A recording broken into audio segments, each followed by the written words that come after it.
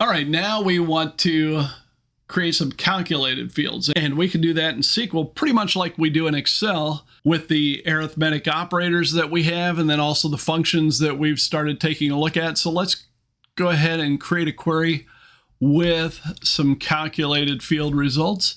So here we're going to calculate the expected potential profit margin for each product in our sales table, and we'll call the new calculated field profit margin.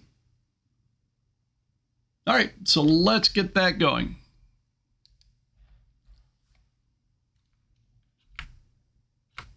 All right, so we'll just go right back up to the beginning and start from scratch. We'll start with a select. And then I want the product name. And then I'm going to do some calculations. So first off, I want my margin. So what's my profit margin? Well, my profit margin is my list cost, or list price, I'm sorry. So my profit margin is my list price. So this is the price I have it listed at, minus the standard cost for that item. And then I'm going to close these in parentheses and divide it by the list price. And just to make doubly sure, I'll close that all in parentheses. So I now have a new calculated field that I'm creating, and it'll give me just a generic field name. But if I want to specify what I call it, I type in my as, and then I can give it the alias. What was the alias we wanted to give it? Profit margin. All right. As profit margin. And then I'm going to get that from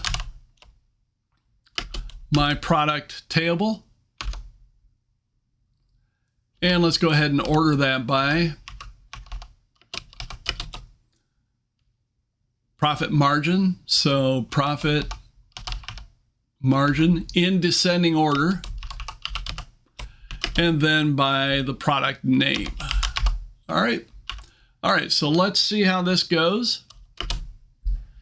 And run it. And all right, so I've got my profit margins here.